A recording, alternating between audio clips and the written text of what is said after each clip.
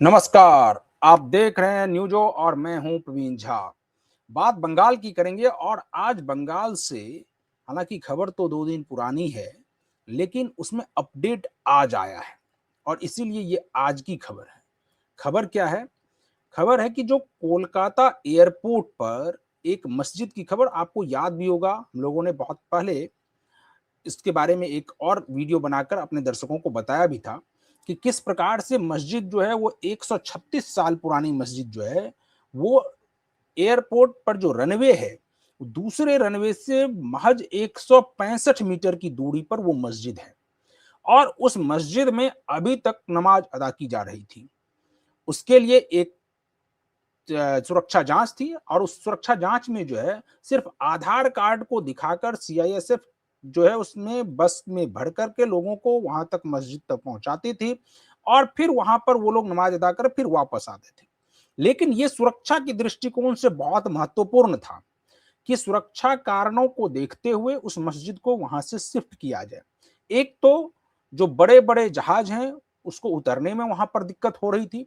दूसरा ये कि जो रात में उतरने के लिए जो सुविधा होनी चाहिए थी वो उस रनवे के बगल में उस मस्जिद के होने की वजह से उसमें भी कठिनाई उत्पन्न हो रही थी।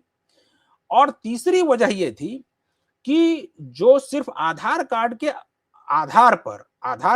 आधार पर जिन लोगों की प्रवेश हो रही थी, तो देश में कई सारे फर्जी आधार कार्ड भी लोग लेकर के घूम रहे हैं और इस लिहाज से अब जब तक उनकी पूरी जांच तहकीकात ना हो जाए तब तक कोई भी एयरपोर्ट के अंदर चला जाए तो ये सुरक्षा के दृष्टिकोण से बहुत महत्वपूर्ण हो जाता है और इसीलिए अब उस मस्जिद को वहां से शिफ्ट करने का एक प्रकार से फैसला ले लिया गया है। और ऐसा है नहीं कि मस्जिद को शिफ्ट नहीं किया जा सकता है। कहा यह जा रहा है कि उसको कुछ ऐसी तकनीक से शिफ्ट किया जाएगा ताकि उसके स्ट्रक्चर में कोई बदलाव ना हो और वो अपने मूल स्ट्रक्चर के साथ ही उसको वहां से हटाकर दूसरे जगह पर विस्थापित कर दिया जाएगा। अब सवाल ये है कि इतने दिनों से ये क्यों नहीं हो पा रहा था और जब मुख्यमंत्री बने शुभेंदु अधिकारी उसके बाद आप देखिए कि इस प्रकार के कई फैसले लिए गए जो सुरक्षा के दृष्टिकोण से बहुत महत्वपूर्ण है। आप फेंसिंग को लेकर देख चुके होंगे कि किस प्रकार से पहले ही जो बॉर्डर की सुरक्षा को लेकर है उसमें जमीन नहीं दी जा रही थी और अब शुभेंदु अधिकारी के आते ही वो जमीन जो है वो सेना को दे दी गई कि आप वहां पर फेंसिंग के कार्य को कर सकते हैं। उसी प्रकार से ये भी मामला लंबित था और ये मामला तो 136 साल से मस्जिद है और मामला जो है वो लगभग 25 से 30 साल इसको भी हो गया है कि जब एएआई यानी एयरपोर्ट अथॉरिटी ऑफ इंडिया जो है वो लगातार ये मांग कर रही थी कि इसको यहां से इस मस्जिद को यहां से शिफ्ट कर दिया जाए, बावजूद इसके इसके ऊपर कोई ध्यान नहीं दे रही थी। सरकार का कोई ध्यान इसके ऊपर नहीं था, ममता बनर्जी कोई ध्यान नहीं दे रही थी। चूंकि ये मामला चूंकि लैंड का है और लैंड राज्य का विषय है इसलिए वहां पर मुख्यमंत्री अगर चाहे तो उसको कर सकते हैं, मुख्यमंत्री अगर ना चाहे तो वो कोई उसको वहां से हटा नहीं सकता है। अभी क्या हुआ कि अभी आप देखिए कि शनिवार को वहां पर मस्जिद में पहले तो इस ये कहते हुए वहां पर प्रतिबंध लगा दिया गया कि अब वहां पर कोई भी जाकर नमाज अदा नहीं कर सकते कि वहां पर जो सड़कें हैं उसकी मरम्मत की जा रही है, इसलिए अभी वहां पर बस की सुविधा नहीं हो सकती है, इसलिए वहां पर नहीं जाया जा सकता है। लेकिन अब जो सूचनाएं आ रही हैं वो ये आ रही है कि अब वहां से मस्जिद को हटाने की प्रक्रिया शुरू की जाएगी और मस्जिद को हटाकर बाहर किया जाएगा, यानी एयरपोर्ट से बाहर कहीं पर जगह देख करके वहां पर दे दी जाएगी जगह वहां पर और वहां पर उस मस्जिद को शिफ्ट कर दिया जाएगा। आज इन्हीं सभी मुद्दों पर चर्चा करने के लिए इस वक्त हमारे साथ जुड़ रहे हैं वरिष्ठ पत्रकार हैं और राजनीतिक विश्लेषक हैं संजीव प्रियदर्शी। संजीव जी, ये जो बहुत लंबित मामला है यानी 25 से 30 साल इस मस्जिद को हटाने की मांग को लेकर हो गया है कि इस मस्जिद को वहां से शिफ्ट किया जाए, लेकिन वो शिफ्ट नहीं हो पा रहा था। क्या शुभेंदु अधिकारी के आते ही इस प्रकार के फैसले लिए जाने लगे हैं? नमस्कार प्रवीण जी, दर्शकों को भी मेरा नमस्कार। देखिए, एक पहलू इसका धार्मिक है, लेकिन दूसरा पहलू है डेवलपमेंट, तीसरा पहलू है सुरक्षा। अब देखिए, जहां तक मस्जिद की बात है, नमाज अदा करने की बात है, तो कोलकाता में मुझे लगता है 1000 1500 से कम मस्जिद नहीं होंगे या हजारों मस्जिद होंगे। बिल्कुल। और एयरपोर्ट के आसपास कॉलोनी तो होती नहीं है, ये भी हम लोग जानते हैं। तो हम्म। दूर से आके नमाज पढ़ते हैं, उसमें भी उनको दिक्कत होती है। हम्म। तो बहुत सारे ऐसे मस्जिद है जहाँ पे नमाज अदा की जा सकती है। ऐसा तो है नहीं कि उस कोलकाता एयरपोर्ट के अंदर रनवे के बगल वाली मस्जिद में ही नमाज अदा करने जन्नत नसीब होगी। हम्म। तो इसका धार्मिक दृष्टिकोण से कोई ज्यादा महत्व नहीं है, क्योंकि हजारों मस्जिद कोलकाता में हैं और हम्म। किसी भी मुस्लिम को यह नहीं कहा गया कि आप यहां नहीं जा सकते, यहां नमाज नहीं अदा कर, ऐसा तो कुछ नहीं कहा गया। हम्म। डेवलपमेंट प्रोजेक्ट के लिए मंदिरों को भी डिमोलिश किया जाता है, सब देखते हैं हमारे देश में होता है, ऐसा तो है नहीं। और हम्म। ऐसा भी क्या मस्जिद है कि एयरपोर्ट के भीतर ही मस्जिद बना हुआ है, हम्म। रनवे पर बना हुआ है, रनवे के बगल में बना हुआ है, एक दूसरा रनवे बन सकता है वहां पे, या हम्म। बड़े जहाज उसके चलते नहीं आते हैं, जो कॉमर्शियल जहाज हैं या विदेश के जो बड़े जहाज हैं वो नहीं आ पाते हैं। हम्म। तो मुझे लगता है कि दो चीजों को देखना पड़ेगा। हम्म। आखिर ये इतने साल से, क्योंकि 40-50 साल से एयरपोर्ट अथॉरिटी ऑफ इंडिया ये कह रही हम्म। कि इसको यहां से ससम्मान आप कहीं दूसरी जगह स्थापित कर दीजिए। हम्म। ये लंबे समय से कहा जा रहा है कि इसको वेकेट कर दीजिए, ये जगह जो है हम्म। एयरपोर्ट की है। अब ऐसा तो हम्म। होगा नहीं कि एयरपोर्ट के लिए इतनी जमीनें एयरपोर्ट अथॉरिटी ऑफ इंडिया के अंतर्गत है और उतनी सी जमीन जो है वो मस्जिद कमेटी के अंतर्गत, ऐसा तो हो नहीं सकता। इस तरह से बिल्कुल। जमीन, हम लोग सब जानते हैं कि जमीन कैसे एक्वायर करती है गवर्नमेंट, और ये आज का नहीं है, बहुत पहले का है। ये हम्म। कम्युनिस्ट के जमाने से ये बात चल रही कि इसको हटाया जाए, क्योंकि कोलकाता के एयर ट्रैफिक पर और इसका असर पड़ता है, बड़े जहाजों के उतरने में, लैंड करने में दिक्कत आती है, और बहुत ही हम्म। एक्सपर्ट पायलट ही बड़े जहाज यहां उतार सकते हैं।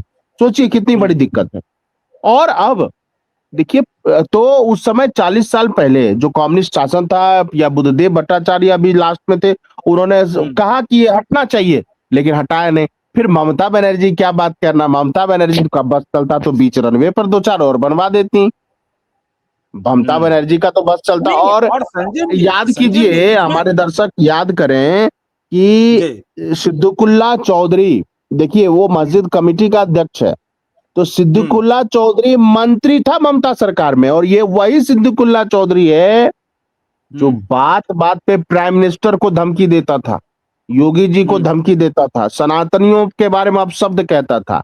अब सरकार हम्म। बदल गई, फिजा बदल गई, और उसकी गर्म गरम तेवर जो है वो नरम हो गए हैं। उसकी जो गर्मी थी, वो जो कहता था कि हम युद्ध कर देंगे, सड़क पे आके स्ट्रीट फाइट कर देंगे, आज उसका हम्म। प्रेस कॉन्फ्रेंस था, उसने ये कहा कि हमें नमाज पढ़ने दीजिए, लेकिन हम बीजेपी आरएसएस के शत्रु नहीं है। वो ये कह रहा है हमारा बीजेपी आरएसएस से कोई दुश्मनी नहीं है। दूसरा, हम सड़क पे आके कोई प्रोटेस्ट नहीं करेंगे। करो प्रोटेस्ट, किसने रोका है तुम्हें? तुम तो नहीं, धमकी देते थे सबको। संजीव जी यहाँ पर एक सवाल ये उठता है कि नमाज अदा करने के लिए ये भी कोई जरूरी नहीं है कि वो मस्जिद के अंदर ही जाकर के नमाज अदा करें।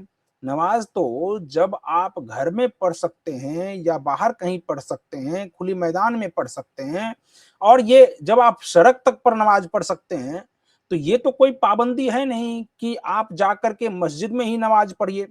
मंदिर के बारे में तो एक ये भी है कि लोग मंदिर में जाकर के अंदर ही जल चढ़ाते हैं या पूजा करते हैं, लेकिन मस्जिद में इस प्रकार से कोई पाबंदी तो नमाज पढ़ने को लेकर नहीं है कि वो मस्जिद में जाएंगे तभी नमाज पढ़ पाएंगे। तो इसको लेकर आखिर इतने दिनों से क्यों इसको लेकर हाय तौबा मचाया जा रहा था कि नहीं, मस्जिद वहां से शिफ्ट नहीं किया जा सकता है, और अगर मस्जिद को शिफ्ट कर दिया जाएगा तो पूरा वोट बैंक एक प्रकार से बिखर जाएगा। तो ये वोट बैंक बिखरने के लिए आप सिक्योरिटी के साथ समझौता कर लेंगे क्या? देखिए, इसके पीछे दो तीन वजह, एक तो वोट बैंक बैंक पॉलिटिक्स, दूसरा तुष्टीकरण की राजनीति, तीसरा जो हम्म। लेफ्ट और कांग्रेस इकोसिस्टम है, उसने हम्म। वो बात तो करते सेकुलरिज्म की है, लेकिन वो हम्म। सारा सेकुलरिज्म एक तरफा बहुसंख्यक पर थोपना चाहते हैं। जो हम्म। तथाकथित यहाँ के अल्पसंख्यक हैं, उनके लिए सेकुलरिज्म नहीं है, उनके लिए सरिया लॉ है। वो चार निकाह हम्म। कर लें, तीन तलाक दे दें, हलाला करें, वो कोई मानव अधिकार नहीं, वुमेन राइट्स की बात नहीं होगी, बुर्का पे अभिव्यक्ति, उसमें कोई वो पर्देदारी वाली बात नहीं होगी। लेकिन अगर कोई हिंदू महिला को ये कह दे कि तुम पर्दा करके जाओ, तो सारे प्रगतिशील तथा कथित प्रगतिशील वाले खड़े हो जाएंगे। देखिए सबसे अहम बयान जो शुभेंदु अधिकारी जी का था, उनका ये कहना था कि वो बचपन से इसके बारे में सुनते आ रहे हैं कि इस मॉस्क की वजह से वहां पर कोलकाता एयरपोर्ट का एक्सपेंशन नहीं हो रहा है। वो बचपन से सुनते आ रहे हैं, ये आज उनका कहना है। नहीं संजीव जी, ये सिर्फ एक्सपेंशन नहीं हो पा रहा है, बल्कि रनवे को 150 मीटर पीछे खिसका दिया गया इस मस्जिद को बचाने के लिए। ये हाँ ठीक हैरान है, वो करने जो भी वाली है बात है। हाँ हाँ वो ठीक है, चलिए कोई बात नहीं, वो कर लिया जो भी, तो उसके लिए कर रहे थे एडजस्टमेंट, वो वोट बैंक का एडजस्टमेंट था। तो उनका ये कहना है शुभेंदु अधिकारी जी का कि जो कानूनी बात है वो होगी, और सिक्योरिटी के लिहाज से उन्होंने ये कहा कि बगल में बांग्लादेश भी है, उस तरफ चीन भी है, और हमारे बड़े फाइटर्स भी उतर सकते हैं यहाँ पे अगर इसको एक्सपेंड किया जाए इमरजेंसी पे। तो मुझे लगता है कि वो अब जल्द ही इसको हटाया जाएगा। एक बात और, मान लीजिए कोई ये ऐसा तो है नहीं कि ये मतलब पवित्र मक्का या पवित्र काबा वाला मस्जिद हो, बाकी और भी मंदिर रिप्लेस किए जाते हैं, तो इसी तरह ये भी रिप्लेस हो जाएगा, इसमें कौन सी बड़ी बात है। लेकिन ये क्यों नहीं हुआ, इसमें कम्युनिस्ट और टीएमसी और कांग्रेस वालों को सोचना चाहिए कि क्यों नहीं किया। अभी तो योगी राज में यूपी में चंदौली में एक मंदिर को तोड़ा जा रहा था, और उसका गुंबद जो है वो बुलडोजर से तोड़ने के क्रम में पूरा गुंबद एक साथ गिर गया, और उसमें एक पीडब्ल्यूडी कर्मचारी की मौत भी हो गई। तो मंदिर को तो सरेआम ऐसे ही तोड़ा जा रहा है। अगर आप वहां पर रोड की चौड़ीकरण की बात हो रही थी, अगर वहां पर चौड़ीकरण के लिए मंदिर उसमें बाधा है तो उसको वहां से हटाया जा रहा था। तो मस्जिद को हटाने में क्या परेशानी है? और ये तो कोई ऐसा भी नहीं कि रोड है, यहाँ तो एयरपोर्ट की बात है। नहीं, पहले परेशानी थी वोट बैंक की, लेकिन बीजेपी किसी एक वोट बैंक की मोहताज तो है नहीं, बंगाल में पूरे देश में, तो खास करके उस वर्ग के वोट बैंक की मोहताज है नहीं। हाँ, सरकारी योजनाओं में पूरा हक मिल रहा है उनको, लेकिन इसके बावजूद जो है वो बीजेपी से उनका कोई लेना देना नहीं है।